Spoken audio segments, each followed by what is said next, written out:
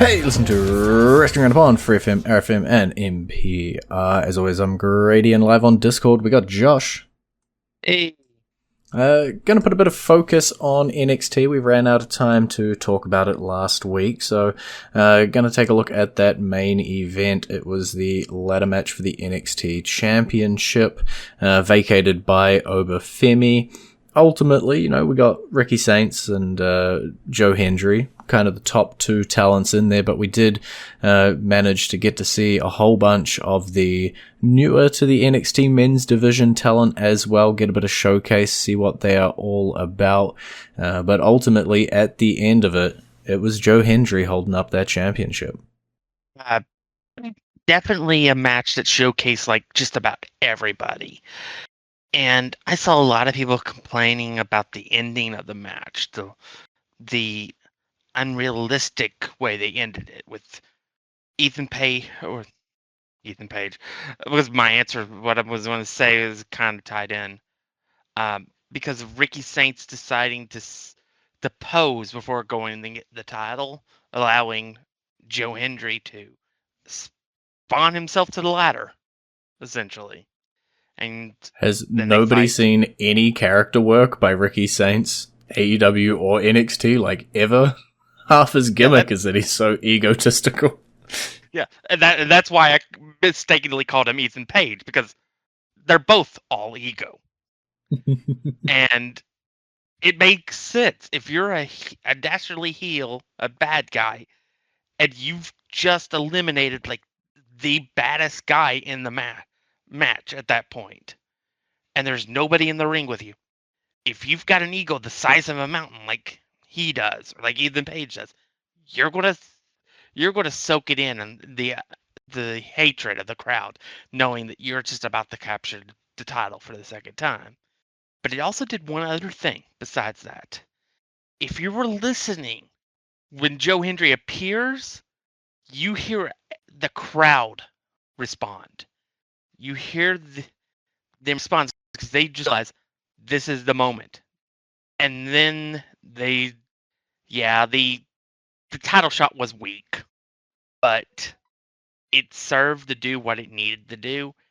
Joe Hendry gets to carry the title, and they got to showcase so many different people, like that Carter guy. That Carter guy looked like a bad MFer. And I think he's going to be somebody that you need to take a look at. Jackson Drake, I think somebody who's going to be a major player in NXT. I think the match did what it was supposed to do. It got the right guy that can carry the title for the next 6 months or something. And it showcased so many new guys that they are going to be relying on once Joe goes up to the main roster. Yeah, I heard people being like, why wasn't this just either a tournament or some sort of match between Ricky and Joe? Because that's clearly, the feud, and we're the only two real options out of the competitors. But that wasn't the point of the match. The point of the match was to, for the most part, I know a couple of the guys like Dark State and such were already introduced, but for most of these guys, they're being introduced to the audience. You're showing them what they can do, and a ladder match is always a crazy way to do that.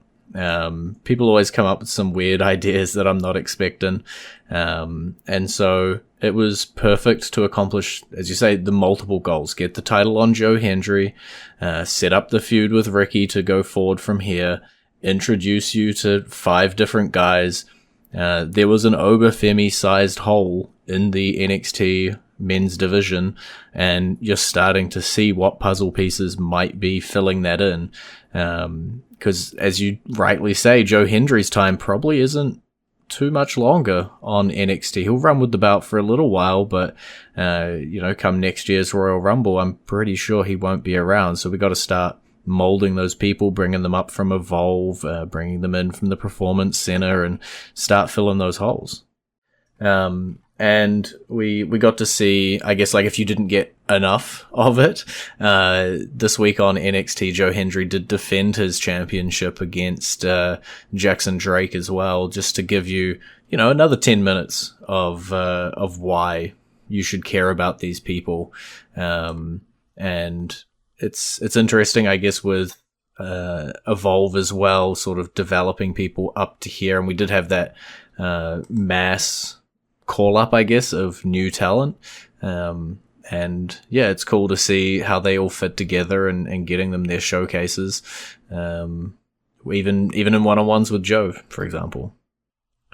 Something else that happened 8 whole minutes ago was the result of a women's tag team match. And I feel like every week we sit here, we say 2 things. The Judgment Day are gonna explode. And ZARIA and Sol Ruca are gonna explode. I think we're getting there. You know, we had Ren QCC, Ren Sinclair and Kendall Gray going up against ZARIA and Sol Ruca, with the stipulation being whoever got the pinfall is the number 1 contender for the NXT Women's Championship. And there was, I don't know, miscommunication. ZARIA bumps into Sol Ruca, the ref calls it a tag, so be it, and Sol Ruca ends up picking up the win with a pretty peeved off ZARIA standing next to her, you know, being so close to that opportunity but not getting it. And especially after last week, Sol Ruca accidentally hit the Soul Crusher on ZARIA. Yeah, we're on the verge. It's about to happen. Probably after that match next week. Title match, whenever that is. I think I saw on the graphic the 24th. I don't even know. That does line up to a Tuesday. Okay, so 2 weeks from now. Yeah, it feels like ZARIA versus Sol Ruca could be one of the matches that we get at Stand and Deliver. Don't know, if we do explode late Feb, do we want to drag it through to April? Maybe it could headline the one beforehand. I think I just saw NXT Roadblock, special episode coming up around, late March, early April could be where you put it in.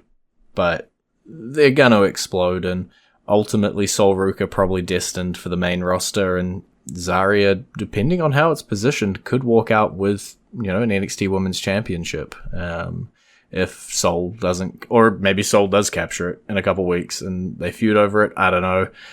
It does feel like ZARIA is the one now to build and Sol is the one to move on. Especially after the showcase she had in the Rumble. I think she's definitely moving on to the main roster to be a body to work with in the mid card with the Julias and stuff that can maybe let Chelsea Green move up. Yeah, it's as if you weren't already planning on moving Sol Ruca up to the main event after that Royal Rumble, you kind of have to. She had quite a shining performance in there and fit in pretty well. I think it's just a matter of getting over this Sol Ruca versus ZARIA feud.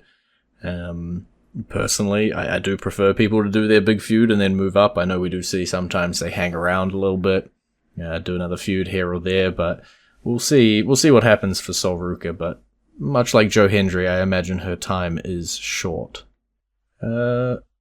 Anything else you want to talk about NXT before I head to the main roster? Just in case I've missed something specifically you want to chat about. I can't think of anything at the moment. Alrighty, well, I'm going to use this as our transition point. I'm going to go into our entrance theme, nicely divide the show. It is our NXT champion, Joe Hendry's theme, and it's playing for you right about now. Say his name and he appears. I believe in Joe Hendry. And you're back to Wrestling Roundup on FreeFM, ArrowFM, and MP. I'm Grady, he's Josh. On to the main roster side. Things are getting interesting around the SmackDown WWE Championship. It seems to still be interweaving. We know now the Elimination Chamber matches have been announced. They will be for the non-Rumble picked champion. Seemingly Roman Reigns has picked his CM Punk, which means the winner of the Chamber will face whoever happens to hold the WWE Championship, be it Drew McIntyre, be it somebody else, at WrestleMania. And obviously the feud is there for Cody Rhodes to earn himself a rematch, but Jacob Fatu obviously doesn't want that to happen. There's quite a few different people who are either going to qualify for the Chamber in matches to qualify for the Chamber. Ultimately, my question is going to be, how do we get a triple threat out of this? Pretty simple. Cody wins, and then Jacob Fatu destroys both of them on consecutive weeks heading down the road, and they just force his way into it. It's a pretty simple story that we've seen played out multiple times. What if instead Jacob won? Ooh. Then no appetite for that one. Yeah, Cody has no reason to pull that though. It doesn't work with his character. It works with Jacob. I just want Jacob to get a big win. We'll obviously know after this week, because the qualifying match for the Chamber itself, coming up on SmackDown this week, does involve both Rhodes and Fatu. I do imagine Cody Rhodes wins that qualifier, as you say, and it just feels like the feud is a triple threat, and that's where we get ourselves to heading down the line. But we'll see how it all shakes out. I'll give you an alternate. It won't be pretty. It won't be something people will like. What if whether the final two in the Elimination Chamber is Fatu and Rhodes, and Drew McIntyre gets involved and takes them both out, and there's no winner. And that's how you get your triple threat. Yeah. It seems as though every time Cody gets close, Drew is there to stop him. Like, Drew's trying really hard to not have to defend his title against Cody Rhodes. You think to the Rumble, Cody was doing well. It's Drew McIntyre that kicked him and eliminated him. Be it his qualifying match, maybe Drew McIntyre comes out, messes with Cody, and it's Fatu that gets in instead of him. Maybe Cody can get in through some sort of last chance kind of qualifier, dunno. Or maybe, as you say, it's at the Chamber itself. Drew McIntyre jumps in, screws over Cody. Maybe that's how Fatu can win. And then Cody just has the complaint of like, look, this guy's been stopping me from getting all of these wins, all of these opportunities. Dunno. There's a few different ways, but I would be shocked if it was anybody that wasn't Rhodes or Fatu heading into WrestleMania. And that's why I thought, because I figured they probably could just spend once, have Cody win that qualifier, and then Fatu spins off to a last chance match, wins it, they're both in it, and then that would be and then you could have them as the final two, and then decide from there what you're going to do. But that's kind of what my thinking was. Yeah. What exact order everything falls in, we'll know this week from SmackDown, exactly where that side of things is heading.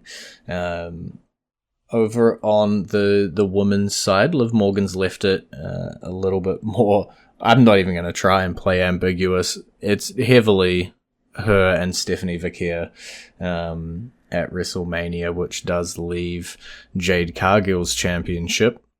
No, Liv's not changing her mind, which leaves Jade Cargill's championship up for the Elimination Chamber. We'd been saying for months, even at this point, Bianca Belair, Jade Cargill, that is the money match. Maybe Bianca is not ready to come back for the Elimination Chamber just yet, and we're going to have to go a different way. Is there a favorite opponent for you for Jade at WrestleMania if it isn't a Bianca Belair? Jordy and Grace. Yeah? Just because the power of both of them facing off against each other, I think would make an interesting match. I don't know. It's harder to pick for Jade because, Jordan kind of brought it up in the promo on SmackDown. Jade has not defended the title at all since she won it. It's kind of like they've been waiting and waiting on Bianca, and Bianca just can't be healthy enough to compete or something. I don't know. But it's like I have little interest in whoever she faces because she hasn't been facing anybody. Yeah, they've kind of put themselves in a corner, right? Because we know they want to protect Jade and not taking losses, fine. But she does still, need to defend that championship every so often. I'm not talking, a squash match with Chelsea. I'm talking some actual defenses at some PLEs heading into WrestleMania. We've slightly hyped up the Grace Cargill feud. Is it WrestleMania? It might be our only option. Maybe we get it earlier. Not 100% sure. We know that for the Chamber, we've already got Stratton and Ripley, and then we know there's 2 other qualifiers that don't contain Bianca, leaving really only 2 spots. If they're going to do something, if she is ready to come back, and I kind of hope she is, just so that we're not sitting on pause. I think you described it well. Jade Cargill's entire championship run has just been, the subline has just been waiting on Bianca. It feels like they had in their heads this Jade versus Bianca big match and can't do anything other than that until we wait until Bianca's back. And I don't even know after that, does Bianca walk off with the championship? It looks pretty bad on Jade if after all this time you're not defending it. First defense or first big defense goes out there and just loses to Bianca. I don't know what they're doing, man. But whatever it is, it isn't working with Jade. She's cooled off so much since the stuff with Bianca and the stuff with Naomi and all of that. Just from not seeing her, not defending it. I don't know. You've got 2 months to heat her back up and get me excited in whatever you do. If you were the WWE, obviously, listening to this. We also, around the Women's Intercontinental Championship, I should clarify, we've got AJ Lee returns, goads Becky into a title match. Fine. But I want to talk more about the Natty and the Maxine Dupree stuff onto the side. I know you've been a big fan of Natalya. Prior to this, we've been talking about her living legend character that she's been doing around on GCW and some other indies and also in AAA, saying like, oh, she's got to bring it here. This change of character is what she needs. Brings it out at the Rumble. It's like, okay, please don't be a one-off. Brings it out on Raw, continues attacking Maxine. We're like, all right, locked in. Is this our annual Natty push towards the championship? It kind of feels like it. I don't know. It's just I want to see it before to believe it, but I like just the difference in the character.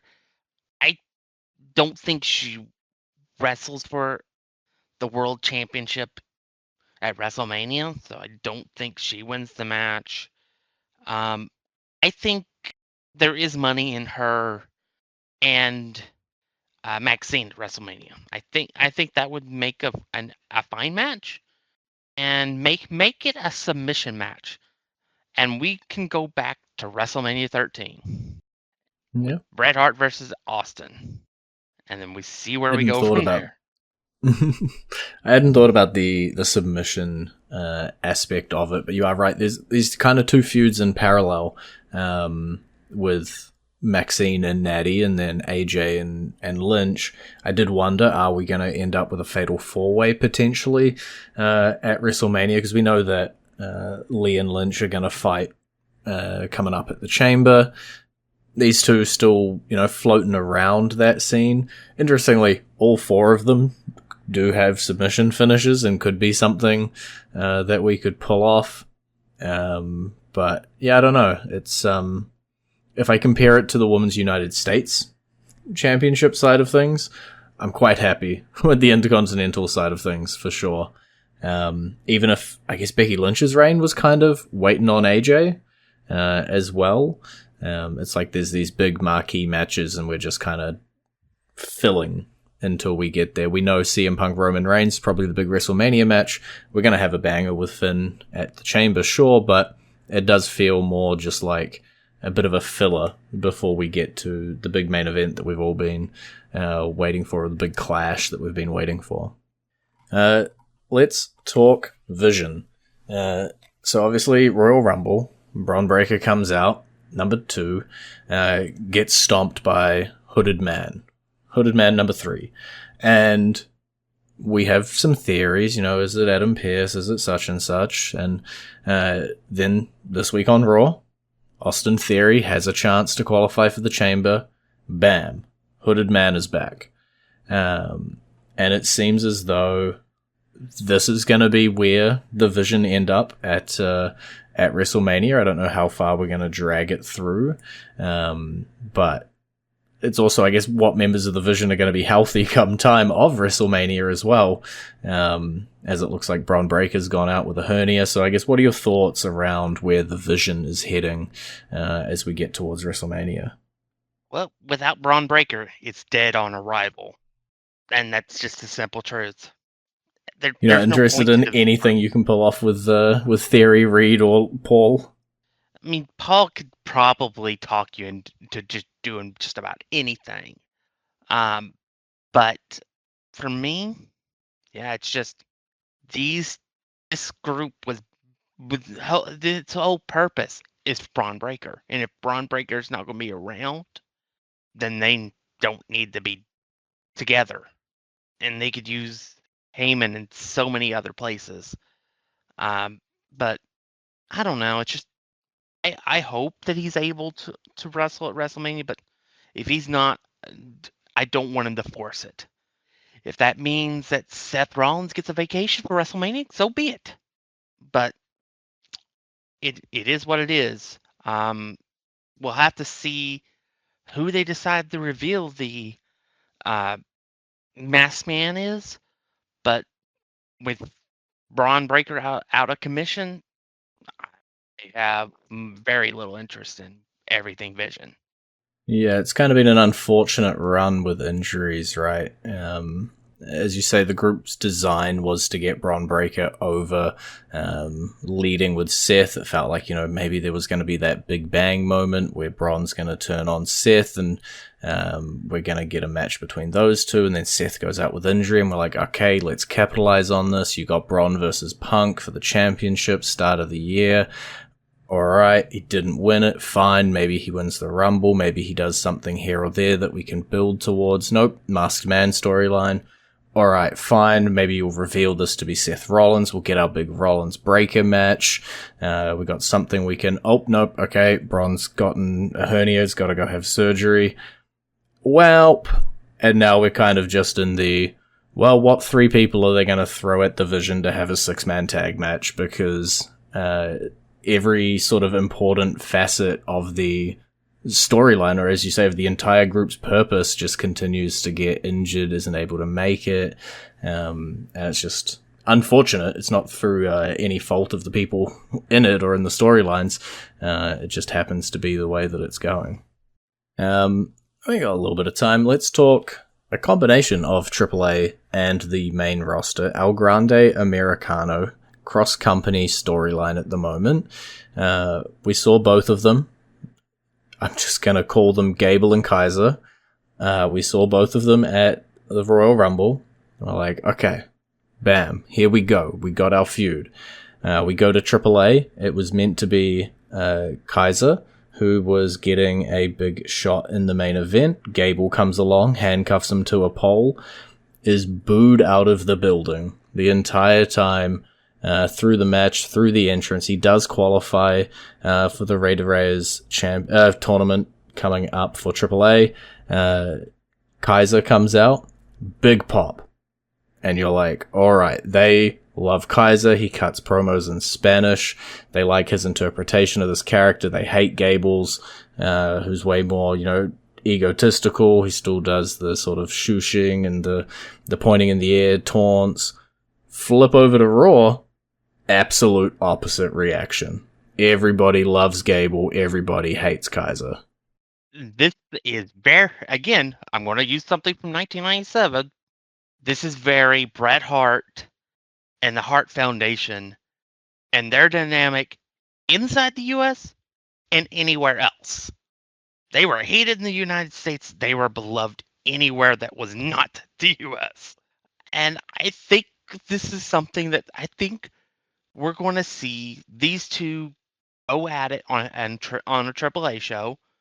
And I think it'll be probably whatever they decide to do around WrestleMania for AAA. And then maybe a wild idea, the AAA Championship would throw in Dominic Mysterio against the two, and then you could then crown Ludwig Americano as the champion. Give the Mexican people what they want, because they really do love Ludwig Americano, and I think you could give them that, and then you could then you could split away and have Gable be full-on Gable on American television, and we can get away from that and do still have El Grande Americano for the Mexican fans. 100%. That is if Dominic does make it there. Has a match with his hair on the line at Raid Rares as well, which we will talk about as we get closer to that show late March, and that tournament and show for AAA begins to build. But we can't talk about it this week because we've run out of time. It's been great talking to you. Bye.